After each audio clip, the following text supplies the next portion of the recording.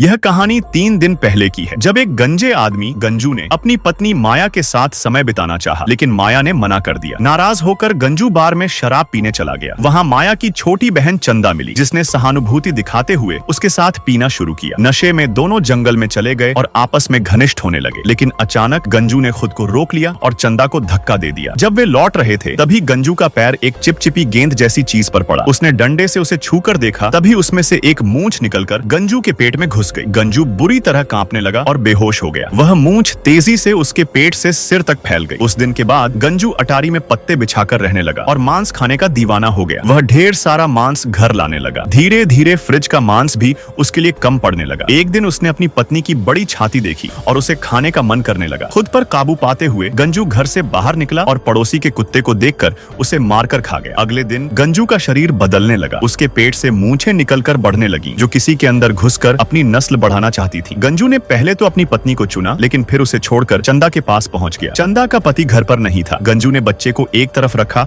और चंदा के साथ जबरदस्ती संबंध बनाने की कोशिश की। उसकी मूंछें चंदा के अंदर घुस गईं और उसे प्रजनन के लिए तैयार कर दिया। कुछ दिन बाद पुलिस को चंदा मिली। तब तक वह एक विशाल मांस के गोले में बदल चुकी थी। उसका पूरा शरीर सिर के अलावा एक बड़े पेट जैसा हो गया था, जिसमें से कीड़े निकल रहे थे। इधर माया ने पहली बार बिना अंडरवियर के नहाते हुए एक बड़े कीड़े को अपने टब में घुसते देखा। वह कीड़ा उसके मुंह में घुसकर उसके अंदर अंडे देना चाहता था। माया ने जैसे ही उसे देखा, वह डरकर उठ खड़ी हुई, लेकिन कीड़ा उसकी पीठ पर चढ़ गया। घबराहट में माया गिर पड़ी। जब वह उठी, तभी कीड़ा उसके मुंह में घुसने की कोशिश करने लगा। माया ने उसकी पूंछ पकड़कर जोर से खींचा और दीवार पर पटक दिया, मगर कीड़ा फिर से उसकी तरफ बढ़ने लगा। गुस्से में माया ने हेयर स्ट्रेटनर उठाया और कीड़े को जला दिया। वह जल्दी से कपड़े पहनकर माँ के पास भागी, लेकिन दरवाजे पर ही उसकी माँ ने उसके चेहरे पर टमाटर का रस उगल दिया और गिरकर मर गई। अंदर से बच्चों की चीखें आ रही थी, लेकिन तब तक वे भी कीड़ों से भर चुके थे। पूरा कमरा अब कीड़ों से भर गया था। माया खिड़की से बाहर निकलकर बालकनी में पहुंची, लेकिन वहां भी कीड़े ही कीड़े थे। सामने दुश्मन, पीछे दुश्मन। माया के पास कोई रास्ता नहीं बचा था। उसने नीचे देखा और छलांग लगा दी। खुशकिस्मती से वह बच गई। लेकिन यह सब कहां से शुरू हुआ? दरअसल यह सब गंजू के उसी जंगल वाले कीड़े से शुरू हुआ था, जो अब पूरे शहर में फैल चुका था।